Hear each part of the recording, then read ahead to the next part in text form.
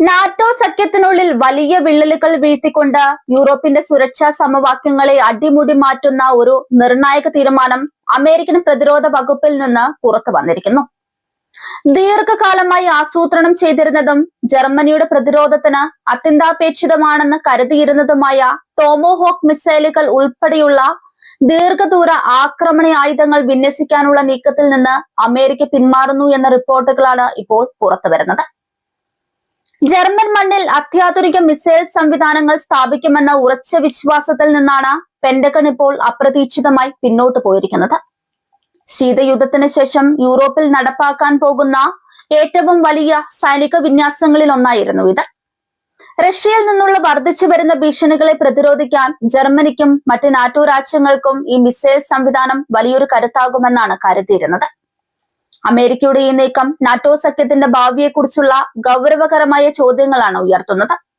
പ്രത്യേകിച്ചും Donald Trump വീണ്ടും അധികാരത്തിൽ വരുന്ന സാഹചര്യത്തിൽ അമേരിക്ക നാറ്റോയിൽ നിന്ന് പുറത്തു പോയേക്കുമെന്ന അഭ്യൂഹങ്ങൾ ശക്തമായിരിക്കെ ഈ വാർത്ത പുറത്തു വന്നത് ഗൗരവം വർദ്ധിപ്പിക്കുന്നുണ്ട്. സഖ്യകക്ഷികളുടെ സുരക്ഷയ്ക്ക് അമേരിക്ക നൽകുന്ന മുൻഗണന കുറയുന്നു എന്നതിന്റെ വ്യക്തമായ സൂചനയായാണ് രാഷ്ട്രീയ നിരീക്ഷകർ ഇതിനെ വിലയിരുത്തുന്നത്. ജർമ്മനിയുടെ ടോമോഹോക്ക് മിസൈൽ സ്വപ്നങ്ങളാണ് ഇതോടെ തകർക്കപ്പെട്ടിരിക്കുന്നത്. റഷ്യൻ ഭൂപ്രദേശങ്ങളിലെ ലക്ഷ്യങ്ങൾ കൃത്യമായി ഭേദിക്കാൻ ശേഷിയുള്ള ഈ മിസൈലുകൾ യൂറോപ്പിന് ഒരു ശക്തമായ പ്രതിരോധ കവചമാക്കുമെന്ന് ജർമ്മനി വിശ്വസിച്ചിരുന്നു. എന്നാൽ പെന്റഗണിന്റെ പുതിയ നിലപാടോടെ റഷ്യയെ നേരിടാൻ യൂറോപ്പ് സ്വന്തം നിലയ്ക്ക് ആയുധങ്ങൾ കണ്ടെത്തേണ്ടി വരുമെന്ന സ്ഥിതിയാണ് സംജാതമായിരിക്കുന്നത്. നയതന്ത്ര തലത്തിൽ ജർമ്മനിക്ക് ഇതൊരു വലിയ തിരിച്ചടിയാണ്.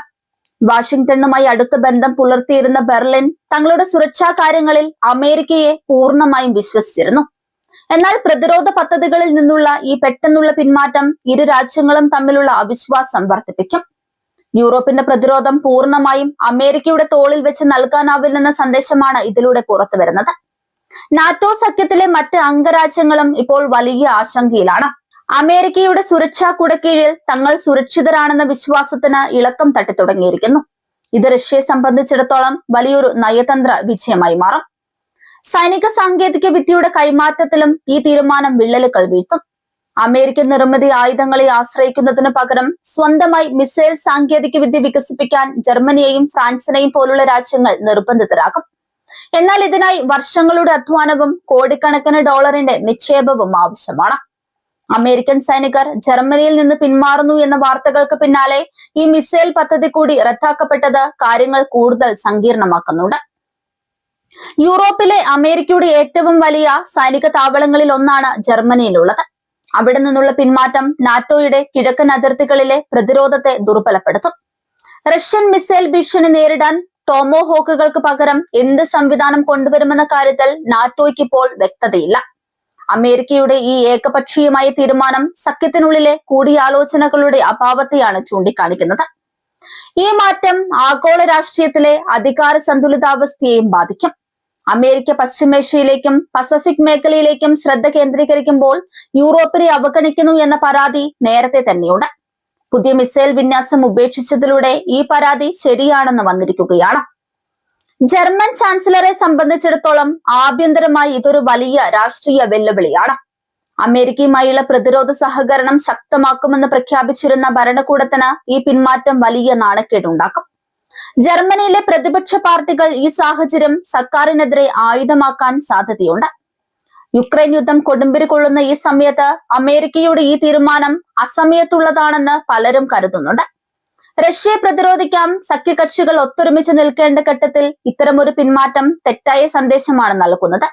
ഇത് യുക്രൈനുള്ള സഹായത്തെയും ബാധിച്ചേക്കാം.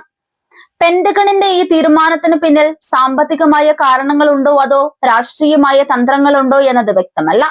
എങ്കിലും നാറ്റോയുടെ ചരിത്രത്തിലെ ഏറ്റവും നിർണായകമായ ഒരു ഘട്ടത്തിലൂടെയാണ് നമ്മൾ കടന്നു പോകുന്നത്. ജർമ്മനിയിലെ മിസൈൽ വിന്യാസത്തിൽ നിന്നുള്ള അമേരിക്കയുടെ പിന്മാറ്റം കേവലം ഒരു സാങ്കേതിക തീരുമാനമല്ല. അത് ദശാബ്ദങ്ങളായുള്ള ട്രാൻസ് അറ്റ്ലാന്റിക് ബന്ധത്തിന്റെ തകർച്ചയുടെ സൂചനയാണ്. നാറ്റോയുടെ അന്ത്യം കുറിക്കുന്ന നീക്കമാണോ ഇതെന്ന് വരും ദിവസങ്ങളിൽ നമുക്ക് മനസ്സിലാക്കാം. ഭൗമരാഷ്ട്രീയത്തിലെ ഈ വലിയ മാറ്റങ്ങൾ വരും വർഷങ്ങളിൽ ലോക സമാധാനത്തെ എങ്ങനെ ബാധിക്കുമെന്ന് കാത്തിരുന്ന് കാണേണ്ടതുണ്ട്. അമേരിക്കയുടെ ഈ സൈനിക പിന്മാറ്റവും മിസൈൽ പദ്ധതി ഉപേക്ഷിക്കലും റഷ്യയ്ക്കും ചൈനയ്ക്കും നൽകുന്ന അവസരങ്ങൾ ചെറുതല്ല. നാറ്റോ എന്ന മഹാസഖ്യം ഒരു കടലാസ് പുലിയായി മാറുമോ എന്ന ആശങ്കയിലാണ് ഇന്ന് ലോകം. ഓരോ പുതിയ വികാസവും ഈ സഖ്യത്തിന്റെ ആയുസ് കുറച്ചു കൊണ്ടുവരികയാണോ എന്ന് സംശയിക്കേണ്ടിയിരിക്കുന്നു.